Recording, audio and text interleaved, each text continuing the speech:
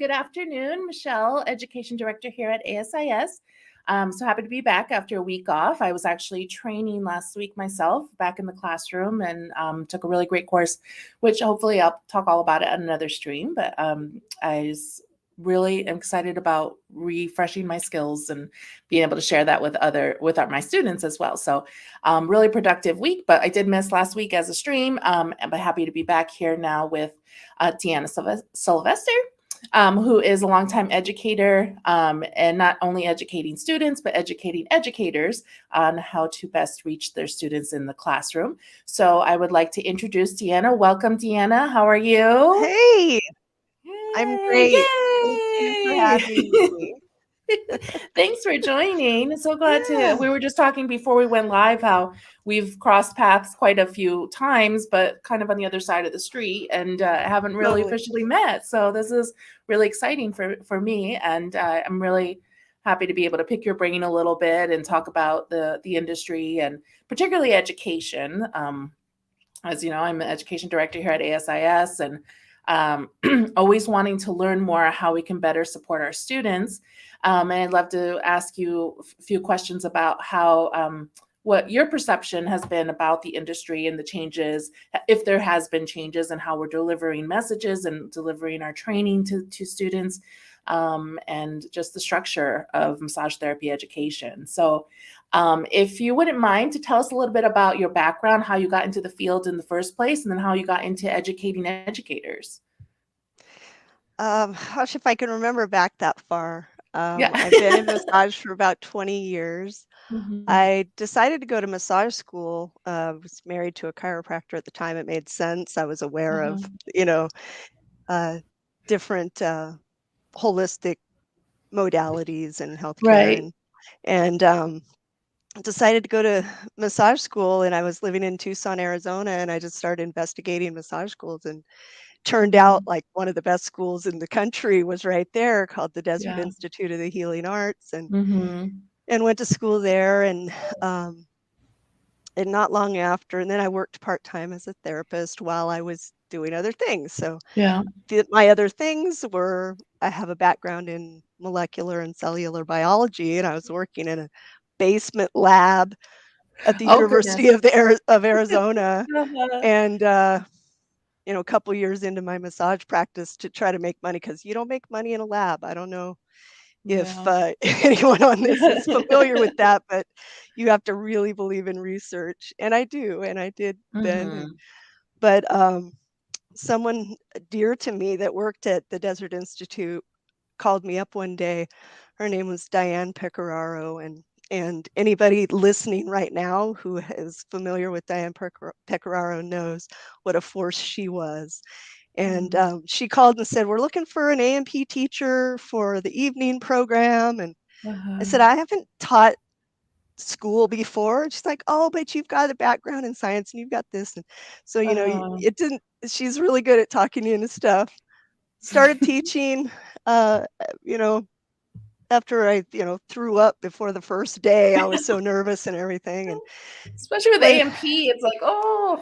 I love this subject. What I learned was my first tip that just happened organically was, Uh-huh. I'm really nervous at first, and because when you start talking in front of people, you think you're worried about what they think of you or whatever. Yeah. But then I would start talking about something I was really passionate about, cell structure, or the knee Mhm. joint or something, Yeah. and I, Yeah. and I would Yeah. start trying, and then I wasn't nervous anymore because I got to talk about something Right. I was excited, and I was like, oh, okay. So I Yeah. was just accidentally good at it. Nobody taught me how to Mhm. teach. I just I winged it. I had no idea if people were learning. They were Right. sitting there. They seemed to be having fun. I had no Yeah. idea if they were learning. Yeah. And so, fast forward a few years, Desert Institute was bought by another larger school group, and Mhm. I was asked to be the education director. Still no training in Yeah. education as far as like teaching and learning, or any theory, anything like Right. that. Right. But I was asked to be the education director because um, I was a relationship oriented person, and we were Mhm. having a lot of really quality teachers leave because of the transition. I was Wow. brought in to kind of, it really had nothing to do with my education skills at that Yeah. time. Smooth it out a little It bit. was Yeah. relationship skills. Yeah. And went from education director to campus president, and I had to learn Mhm. a lot of things about education the hard Yeah. way. And so eventually, and I moved on to some other organizations. I happened to Mhm. have worked before you in Mhm. at ASIS, so I'm excited to be on this thing, kind of making Yeah. full circle, Yeah. and got involved with um, education from a different perspective, publishing in Uh-huh. education with Cherie Sonen-Mo over at Sonen-Mo Mhm. Associates. Yeah. And just kind of taught myself along the way. I would look up like how if I went to get a master's degree in teaching, like what would they be Mhm. teaching us? How do we know how to tell if our students are learning? How do I know how to Right. put together how do I assess prior learning before they get to start my Mhm. class?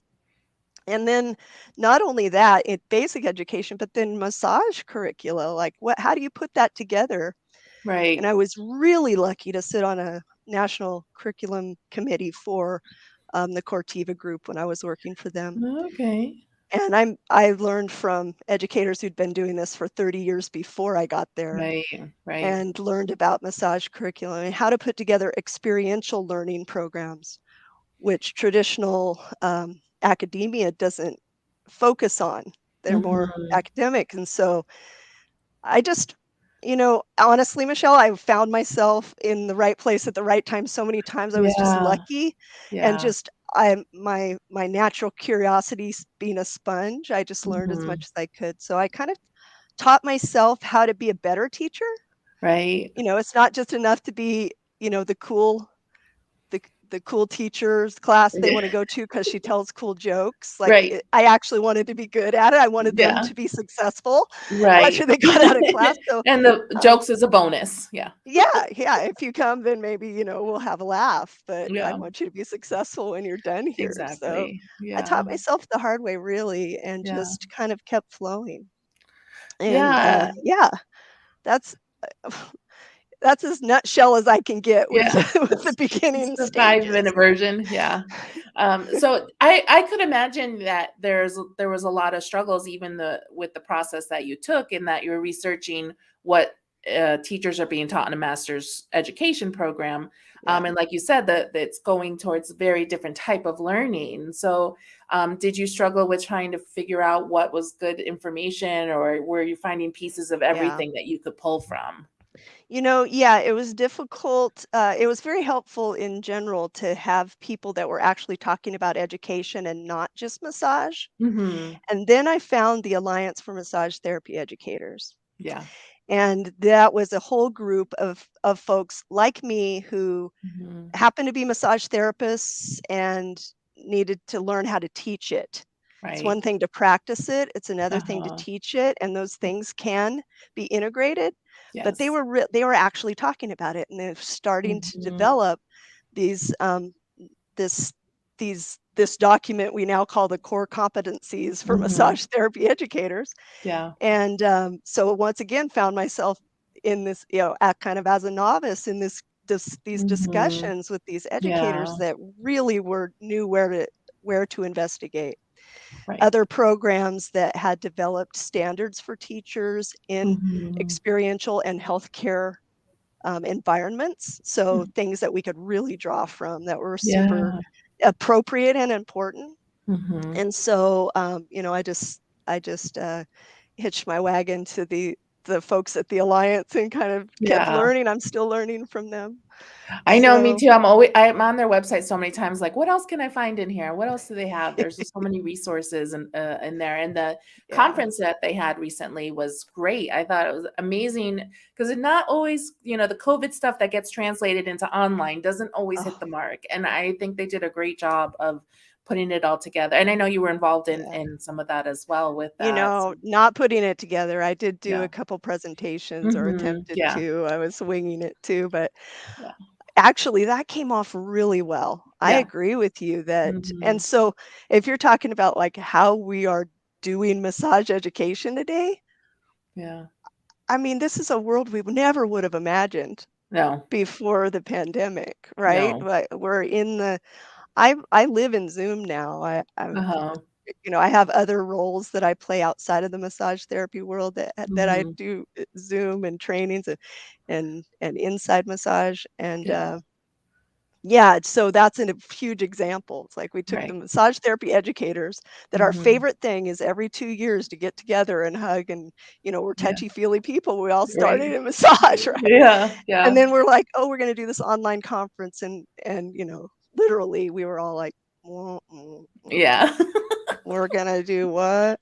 Yeah. They Yeah. did a really good job. I was Yeah. I was happy to be a part of that, yeah. Yeah, it's so great. It kind of reminds I'll probably go on a long tangent on this, but I heard some feedback afterwards or kind of during just some of the comments I was reading through and people were saying, I'm so excited because I can't get away from, my life and my children and all this stuff to make these things. So it's so great that I'm able to do it this time.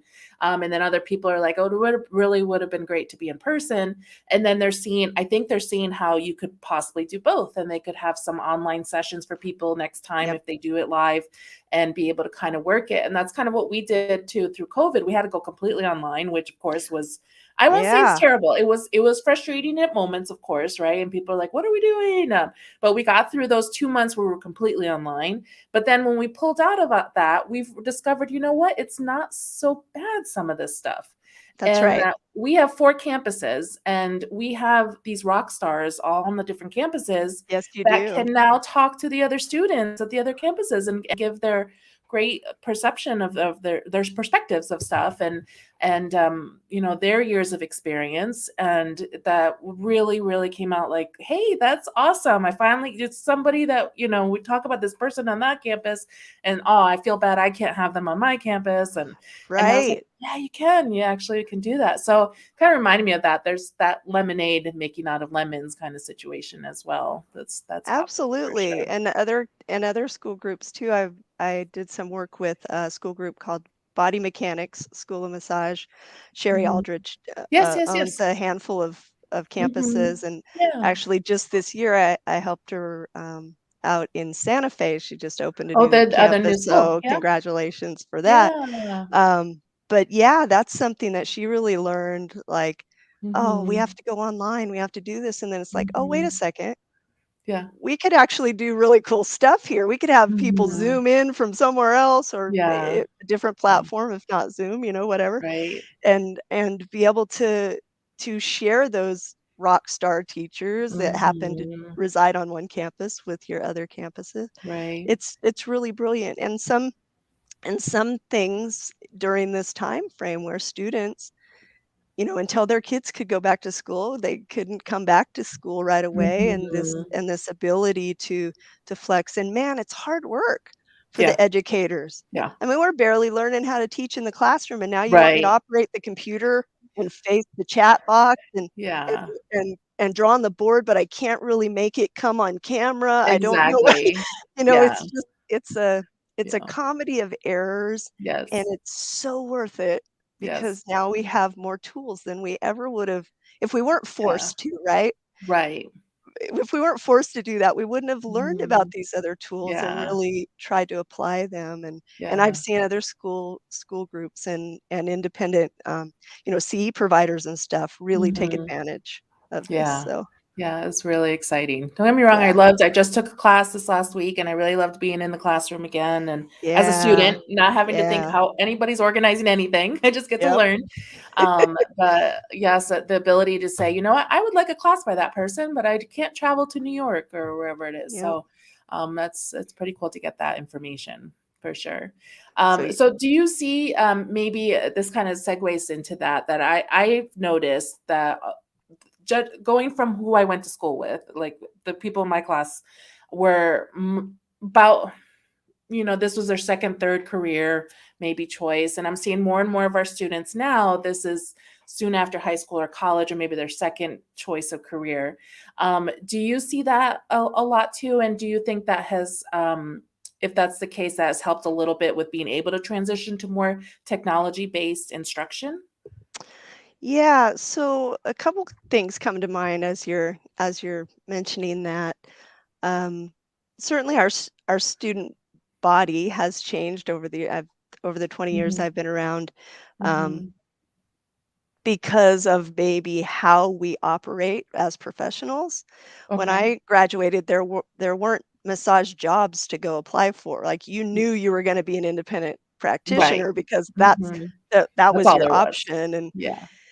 and now there's so many. I mean, the larger, spa and healthcare, uh, Mhm. not just franchises, but other, larger groups, they can't get enough therapists. They're turning clients Mhm. away right now. Mhm.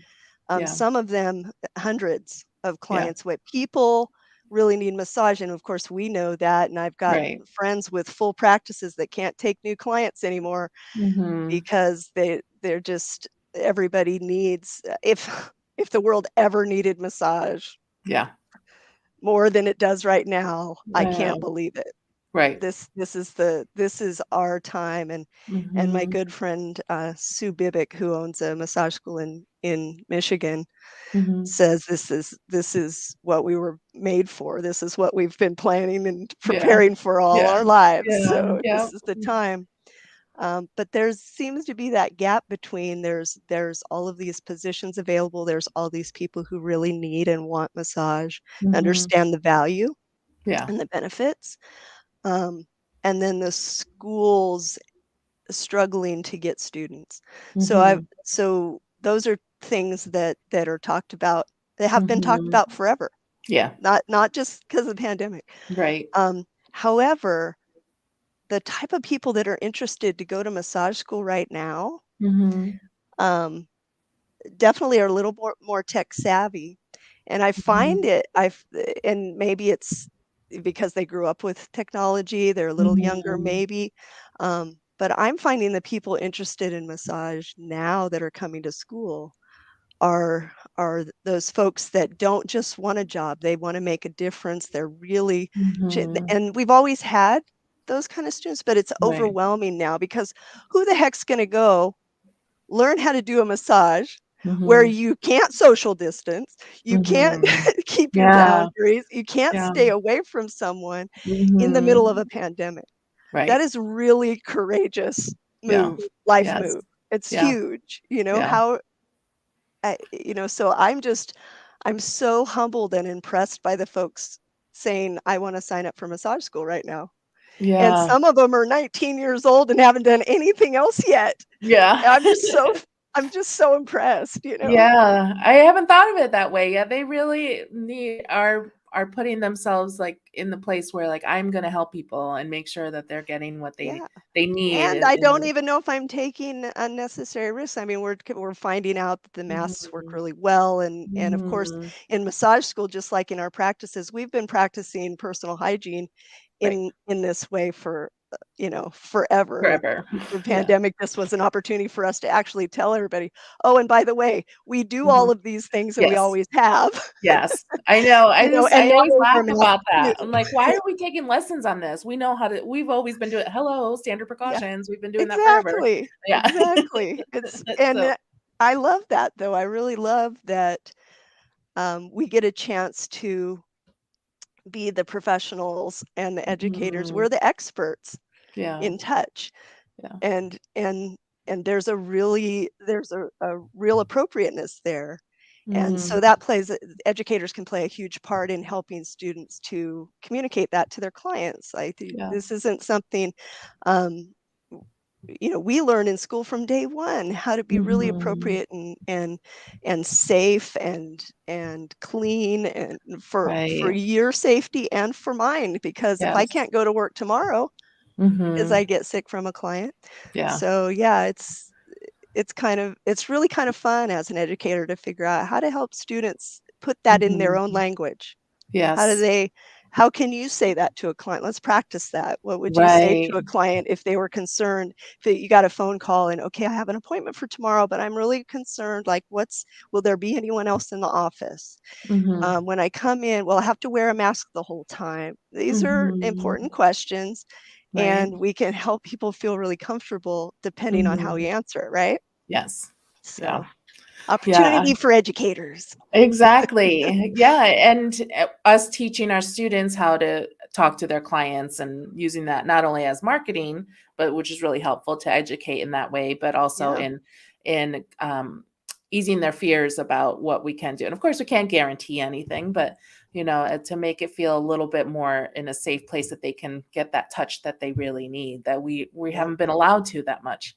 And Yeah. yeah, it's been a challenge. But although the ongoing joke, you might not know this about me, but I've mentioned on a couple of streams, and those regular listeners might know that I'm actually not as touchy feely as people think I should be because they're like, but you're so nice and you got like this like mama bear thing, and I'm like, I am in certain situations, but going to those conferences and stuff where everyone's hugging each other like all day long, all the time, coming up to you and You're massaging, like, I'm like, okay, bubble. It's like, no. hey, So, a part of it is respecting other people's boundaries. right. So, you Yeah. get to call those people on that, "Hey, Yeah. this is my Yeah. boundary, you're Right. disrespecting it." Yeah, and not that I ever wish a pandemic on anyone, but I was Oh like, gosh, "All no. right, now no one's in my space. I got 6 feet. Like, we're doing all right." But, I pride myself on being a very good massage therapist, though, and I'm very, touchy-feely with my client, and I'm That's right. giving them the great hands-on work, but it's appropriate time for that hour. That's right. Yeah, yes. And, and, early on when we make the jokes about massage therapists or touchy-feely people, it's Uh-huh. really not true Yeah. for everyone, Yeah. and that's really kind of simplistic Uh-huh, when we yeah, say that, and of yeah, course, I'm joking when I say that, right. but yeah, I mean, in the part of what we teach is that power Mhm. differential, and when it's Right, appropriate and after I've got right. your permission, then we touch. Right. Yeah. You And know? it's gone beyond like the joke now. And so we've gone to the other side where people think I hate hugging. And I'm like, that's not the case either. I just wanted to make a statement, and it's just my upbringing. I think I had to hug too many people, and I think I hugged God. Right. It depends on did you grow up in a big family and all of Yeah. that kind of stuff. It's like, "You Yeah. know what? Leave me alone." Yeah. And, I Exactly. get paid to do that, so no, Yeah. you will not be Right. getting Exactly. I me to, believe in the power of a hug, touch. rub your back kind of thing. No, that's not Yeah. happening. Yeah. No. I believe touch is very powerful, but in the appropriate time. I'm with you, Michelle. I Yes, totally am. exactly, exactly. Um, so talking a little bit more about the students that we're serving in our massage schools, have you, over your years of working with educators and different schools, noticed there's a type of learner that really thrives in massage school, or is it such an industry, in your opinion, that pretty much any type of learner, any type of background of a person would do really well in it, depending on if their goals are the same and that they're wanting to help people. What do you think? Yeah, so, um, I don't believe in certain type of learner. What I believe Mhm. is in a learning environment that's appropriate. Ooh, I like that. So Let's expand on that. yeah, so my thoughts when you were saying that were, you know, helping students figure out what their goals are so that they know Mhm. if they're going in the right direction.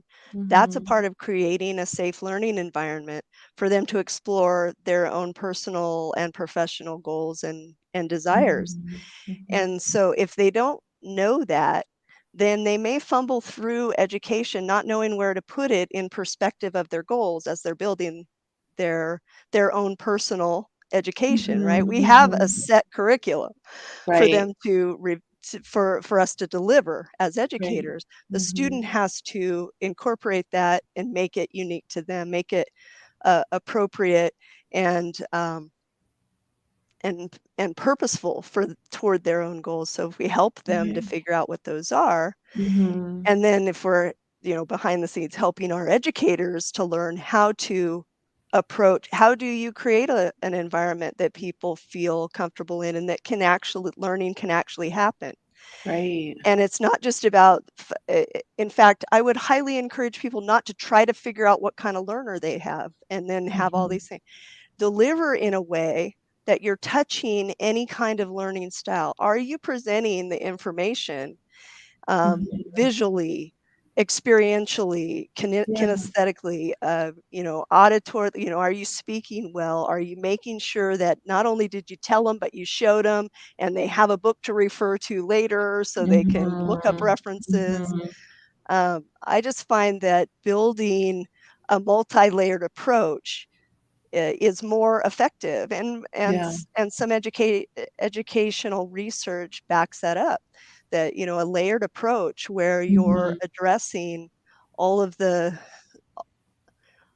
varied needs in the classroom, Mhm. and then on top of that, making sure that there's an agreement within the classroom of adult learners that they will contribute to the environment too. So it's not just on the teacher to provide Mhm. the appropriate learning environment. We're all in this together, and we create the environment together. So Right. if you're really transparent about that with Mhm. students, they feel empowered, and they're more likely to be get on board. Like, "Hey, Mhm. we're in this together, so how would you guys like this?" And then if they go, some people may have some suggestions for, "Well, I want to do this and do this." As Right. an educator, you have to have kind of the confidence to be able to say, "That's a great idea, and it probably won't fit into our environment because here are the learning objectives we have to meet." So Mhm. you know, that's an advanced level of savvy that educators can get to. Right. Everyone can get to that. Mhm. But it starts with that transparency of, let's create an environment where we all can thrive. Mhm. What does that look like? And the educator should know the different ways of sharing information, and then try to elicit what kind of things that the students need. And just Okay. knowing your audience, and even in an online format, you could do this too in an online Mhm. format. We're learning that now. Yeah. But knowing your audience, and it also depends on the level of students. So some schools will find different challenges. For example, accredited institutions that may offer financial aid funding Mhm. may Mhm. attract different types of students that came for different reasons. It may not always Mhm. be true, but if somebody has to pay cash for something, that might be somebody that's really done their homework for 10 years and finally decided to go to school and stuff like that. Right. Um, and but people from all walks of life need access to this education, and so Mhm. that's a huge opportunity for us to go, maybe you haven't really investigated massage, but you're here, so let's Mhm. figure this out. And for the educator to be able to know the levels of interest, it all goes back to, you've got to help the student figure out what their goals are, Yeah. because Yeah. then they don't know, and Yeah. just knowing that if and that's all assuming that they just quit everything else in their life to come to your school, Yeah. right? Yeah, Like, how many that's I everyone, used right? to say that at orientation. How many people just quit everything, every other responsibility is on hold right now, and you only have to worry about school? Of course, nobody can Nobody. raise their hand. We No. all have responsibilities, we have lives. Some Right. people barely can do school. They can't miss a day Mhm. of work because they won't be able to pay for it. If their kid's sick, Right. they got to stay home. This is a Yeah. real huge commitment, and Mhm. it's really benefits the educator to know their students a little bit, their background a little bit, Mhm. so that they can be accommodating and inclusive, because not Right. everybody can devote 10 hours of study and do 25 Mhm. massages this week to practice because you told them to, right? Right. Not everybody can Yeah. fit that in. So Mhm. understanding I think it's really important to understand where your students are coming from, Right. and especially if they have different culture, racial, any other background than you do, Mhm. because Mhm. you really cannot assume that somebody sees the world the same as you do. And Exactly. Yeah. that's a huge piece of what I'm focusing on in some of the education realms that I'm doing now. I also Mhm. do education in meditation, teacher training, and Okay. so yeah, that's a big thing right now. It's like not assuming that all the students experience the world in the same way you do, Right. and being open to that, just being open to understanding that can Mhm. help you be a more inclusive environment in your school and in your classroom. So that's a Yeah. that's a soapbox we may not Yeah. want to jump on today, but that's a big one for me I right know now. that's a whole other thing. It's come up in different conversations, and like, yeah, we need a whole like 4 hours for that as Hey, well. the world is Um, waking up. We can yeah. we're Yeah. living in this time. We Mhm. cannot, silo ourselves over here in massage. We're part of this culture. We're part of this what's Exactly. going on, Yeah. and, I, for one, choose to be awake even though it's very uncomfortable. Yes. So funny So you said I was gonna mention I spoke with Rebecca, surgeon from, Healwell a couple of weeks Yep. ago, and Healwell has done a lot of groundbreaking I call them Oh my groundbreaking because I gosh. don't feel like there's a lot out there before they started coming forward with some of these courses, and we talked about that being uncomfortable and almost being, like, to the point of, like, it really is painful almost for yourself because 'cause you're so uncomfortable, and to be Yep. okay with that, and that we need to address that. Right. This is Mhm. the truth. This is the Mhm. truth of what's happening, and also Yeah. some people live that uncomfortable every day because, Mhm. like I said, we're about to go off on a tangent of, Yeah, I oppression, know.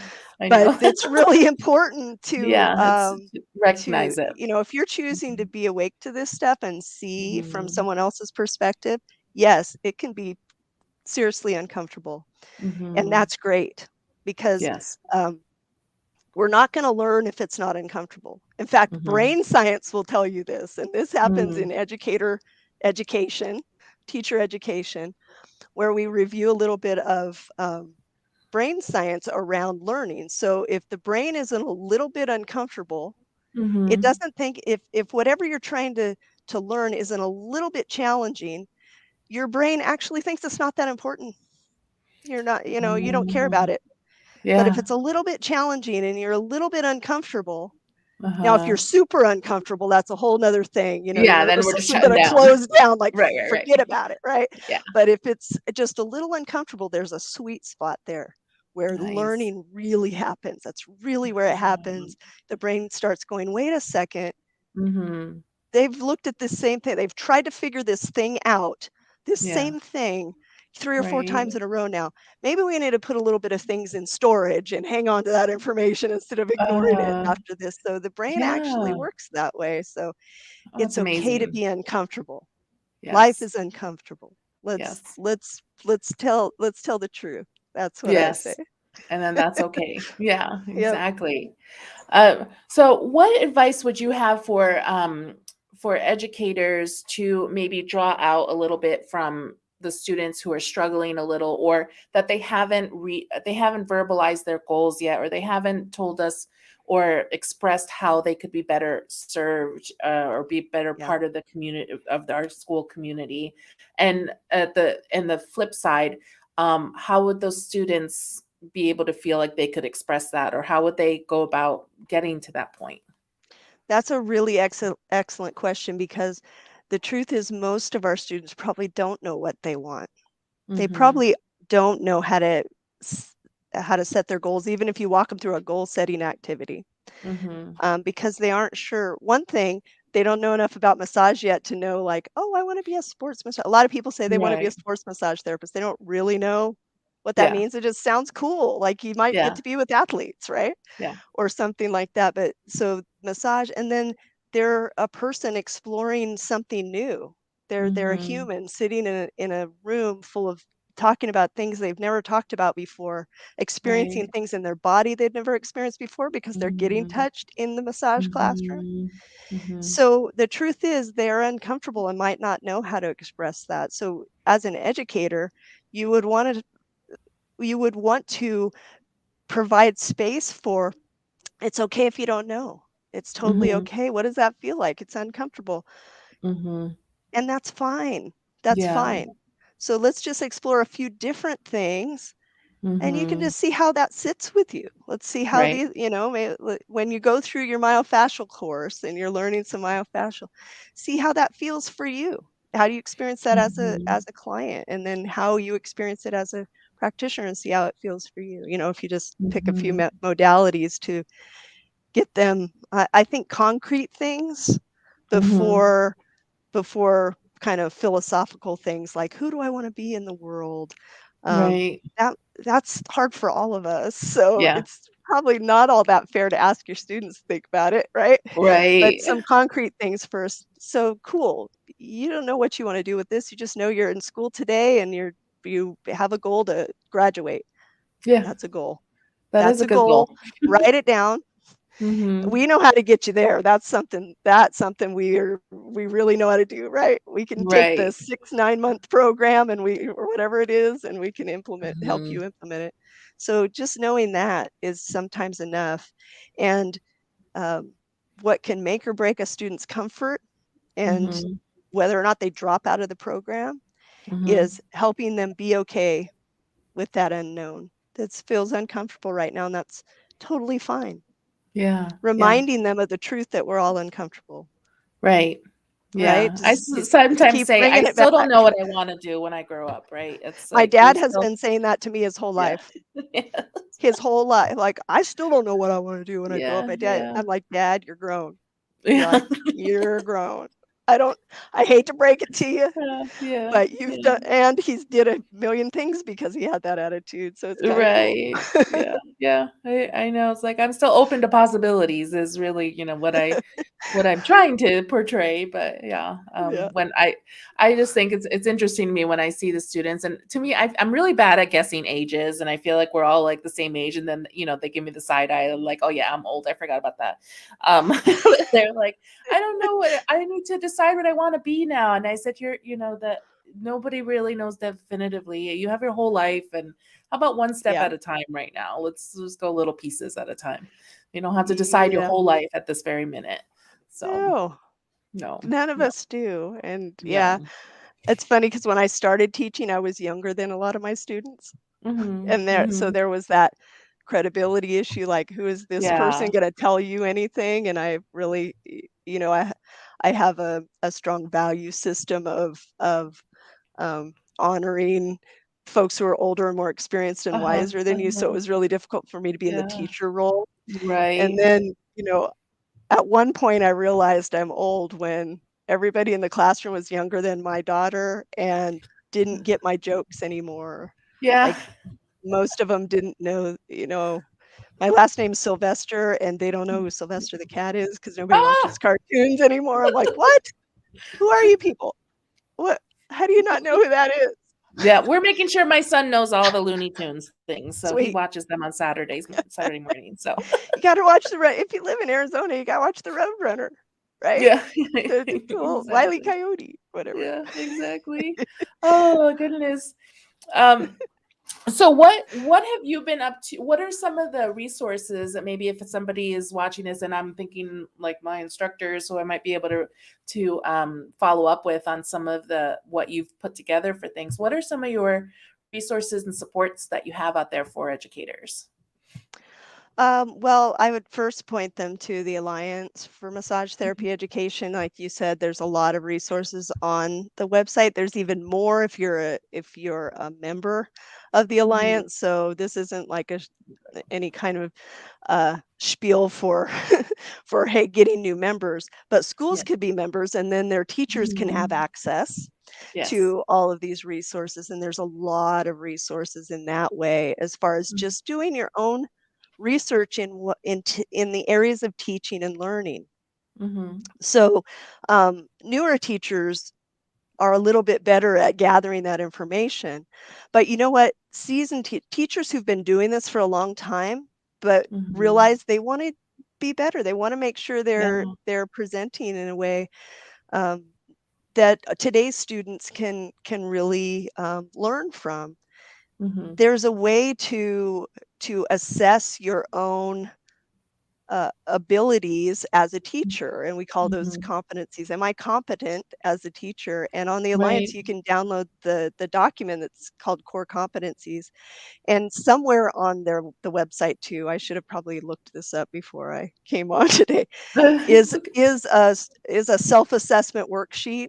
I literally Mhm. just like made an Excel worksheet and like created a PDF out of it and handed it to the Alliance and they put it on Yeah. there. But it goes there's 10 standards, so 10 of the core and it goes one by one, and it says, Mhm. if you're competent in this standard, teaching standard, it looks like Mhm. this. And then you're Mhm. able to assess that. Well, how do I do that in the classroom? Or if you Yeah. realize, oh, I haven't ever thought of it that way, you can write down some goals as an instructor, right? You can write Mhm. down like, well, I want to learn more about how to do this. I want to learn more about different types of assessments, because maybe Mhm. maybe I don't know the difference between formative and summative assessments. So there's a little Mhm. homework. If you don't know the difference, you should look that up. Yeah. Yeah. And so there's a worksheet in there, but you know what? We've made videos. They're in the blog on the Mhm. Alliance website. Um, I've made a bunch of kind of silly videos to a review of the core competencies, talking about how to assess yourself, and then also putting together a teaching portfolio. So one of the things the Mhm. Alliance offers is teacher certification, and it's Mhm. by portfolio review. So what happens is you apply for teacher certification, you put together a teaching portfolio, and then you turn that in, and it gets reviewed by educators just like you. Uh-huh. Uh-huh. And we have a rubric. We know exactly what we're looking for. And Right. but the putting together your teaching portfolio is the important part. Whether you apply for certification or not, it Mhm. really helps you assess, like, why am I? What is my do I have a personal teaching philosophy? What is Mhm. it? How Mhm. do I see myself um, in this environment of massage education? Where do I Mhm. see myself in that? Yeah. How do I evaluate where I'm at in that? And along those lines of the core competencies, how am I doing those and how could I be better? And so putting together that portfolio, there's several items that you do. You know, you grab your lesson plans and you look Mhm. at your different assessments, and you really explore your own process. And Mhm. that's the valuable piece, right? Figuring out, what kind of teacher am I right now? Right. And is that sufficient? Do I want to do, what are the areas I could use improvement? And Mhm. you can I will tell you, this is a soapbox I stand on. You cannot be an effective educator. I don't care how long you've been in this business. You Uh-huh. cannot be an effective educator if you aren't willing to self-assess. If you aren't Mhm. willing to be transparent with your and authentic with your own style and where you're at, Mhm. and evaluating yourself all along. Yeah. Yeah. You just can't do it, because if you Right. think you're already there, you probably have put up some boundaries for some students and you don't even know you're doing that. You have to Yeah. constantly be looking inward, and how am I doing this and how am I affecting? And that sometimes is the hardest question, right? We asking our students Yeah. for feedback, and somebody says, "You're fantastic, I love you," and somebody else goes, "I never understood a dang word you've said." So, uh-oh, what do you do with that information, Yeah, right? yeah, it's so interesting. We always get feedback forms, all of our That's classes, right. and we Right. can there's always like this, were they in the same classroom? What's going on here? And so I have to follow up and find out, and sometimes it's just a personality clash with an instructor Absolutely. perhaps, and maybe missing days out of class, so you miss some of the content, so it made you feel a little off and but sometimes Yeah. I'm very like, like a little Scooby Doo moment with the I'm not sure what's I going used on. to tell instructors to read through all of them. You'd Mhm. had relationships with these students, so you probably know where they're coming from, and then Yeah. decide what's helpful. What Mhm. things are helpful to you, and decide Yeah. what's not, and let it go. Yeah. Discard that information as maybe Mhm. not for you. Maybe it was something for Right. the student to learn. Yeah. Yeah. Yeah. Yeah. Exactly. Yeah, but they're very valuable, and we do get some information all the time that can improve our classes and our Yeah. approach, and even a handout that we didn't realize was so simple to put together for people to make it clearer or something like that. So Absolutely. I rely on those feedback forms, and I have to sometimes put aside like, okay, I'm not offended. It's their opinions. That's fine. But You it's know, hard. I It's that uncomfortableness, I right? love It that. is challenging. It's you got to be willing to be uncomfortable. You can't teach without you can teach content, but Mhm. the person, the human is there too. And you Right. can't not be who you are. Mhm. And Mhm. so, yeah, that's a vulnerability that I think it's worth exploring, that level Yeah. of Yeah. vulnerability. Not Yeah. everybody can stand up and do that. Right. And so, feel confident that at least you stood up and you're doing something, you're trying this. Right. And you want to Yeah. help people learn. I mean, I don't know. I'm Yeah. I'm biased, but there's no more noble profession than wanting to help other people succeed. Yeah, Yeah, absolutely.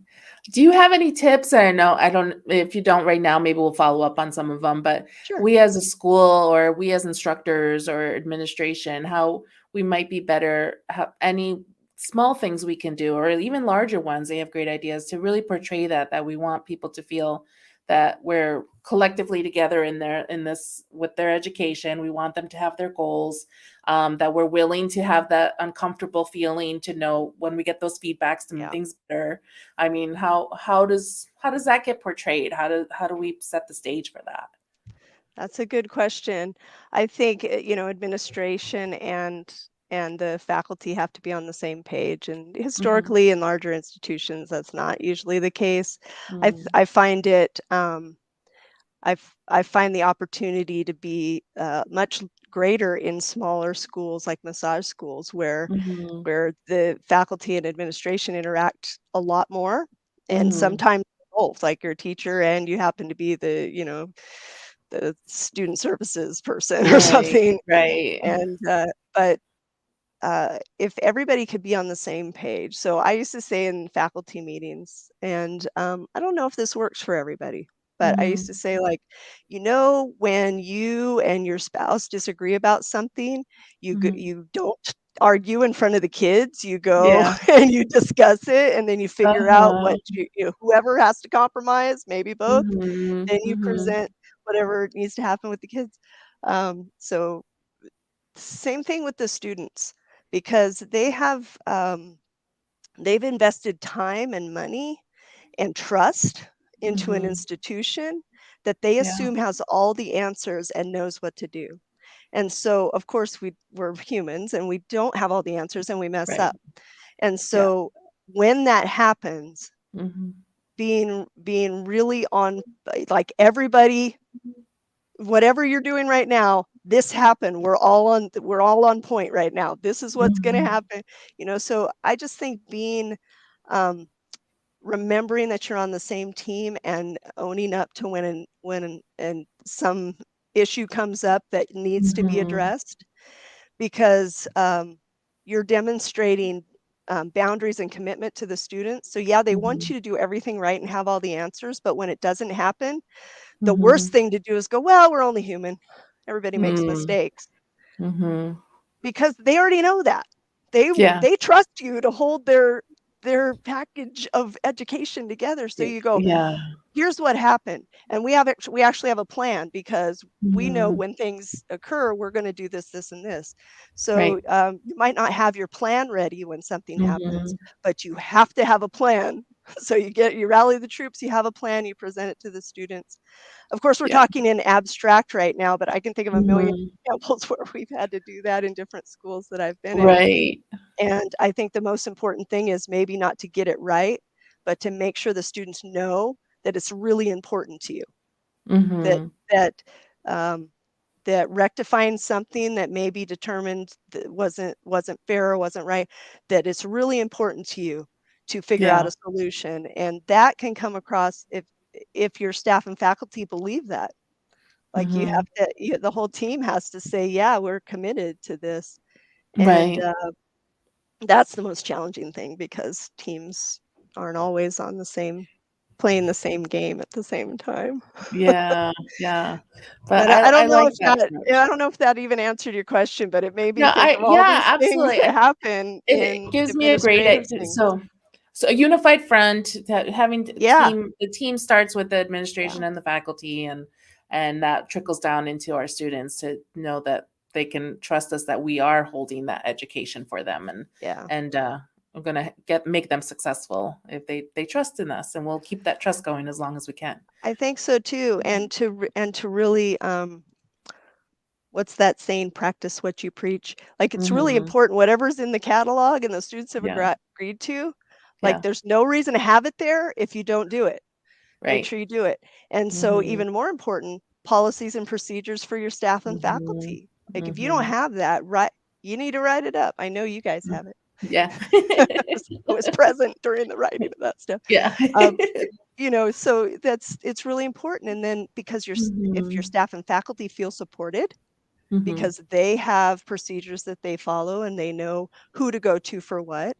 Then the Right. students, that trickles down, the students feel comfortable Mhm. too. And so there's Yeah. multiple teams to manage as a director, as you well know. Mhm. There's the Mhm. student perspective, there's the teacher perspective, there's maybe Mhm. your admissions department's perspective, and sometimes Mhm. there's a little clashing. And yeah, Yeah. so it's and that's all good. It's part of the, it's, I don't know. Right. For me, it's part of the fun. It's like, Yeah. oh, who do Yeah. we have here, and what seat are you occupying on this bus, and is that even the Uh-huh. right seat for you? Let's figure this Mhm. out.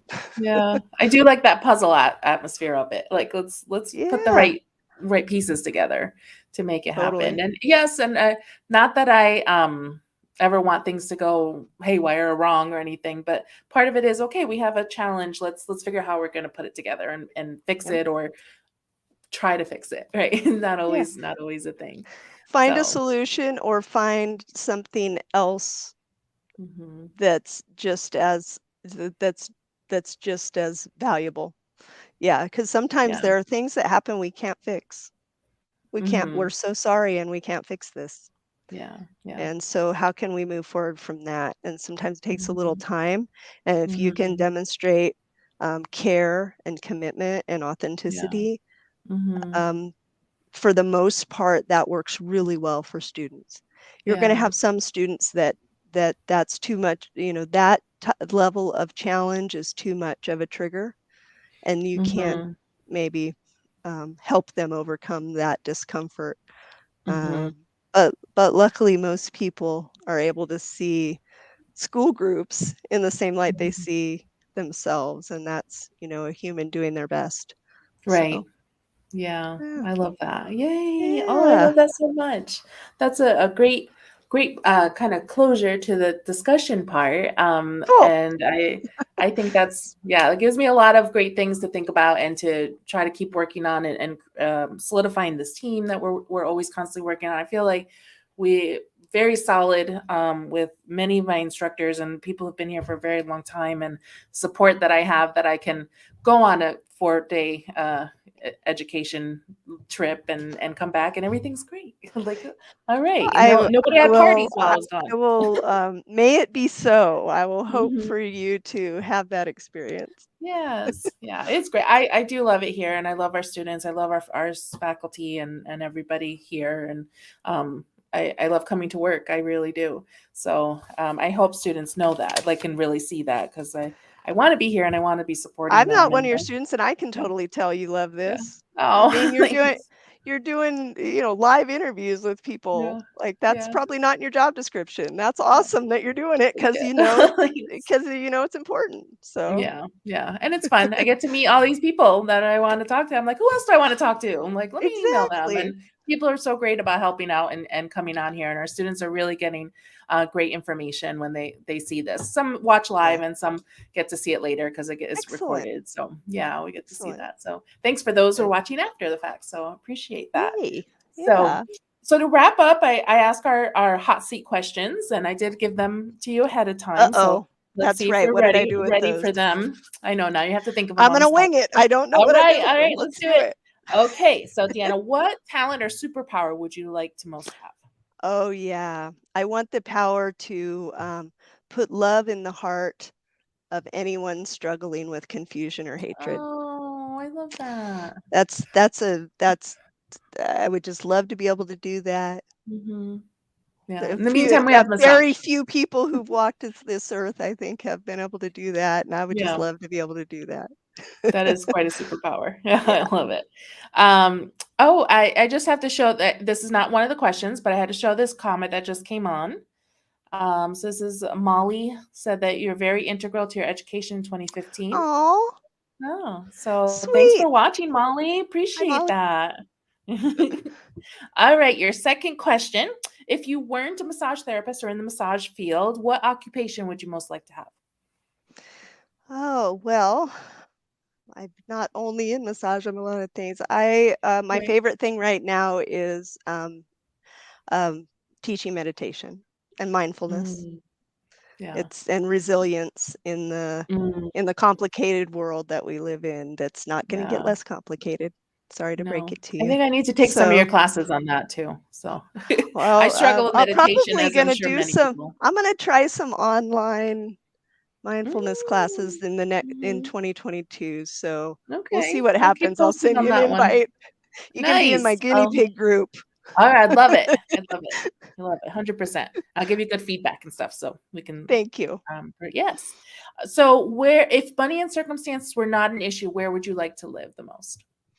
Oh, so my philosophical answer is in the present moment Oh, because I it's love that. so hard to stay there, right? We're always thinking about the future, planning for the Yep. future, worrying about the past. Mhm. Um, but the real answer is I would love to have the whole Glacier National Park to myself and live Wow. there, and like nobody else is allowed. Like, Yeah. I don't know if this is a plug for national parks in general, but Yeah. Glacier National Park is one of my favorite places I've ever been. It's so beautiful. Oh. Um, assuming that I mean, if we're just talking about wishes and dreams and Mhm. nothing bad, that then also the grizzly bears that live there would be friendly and not Yeah. try to eat me. Because you would So be that would putting need love to in be a their heart right there. condition.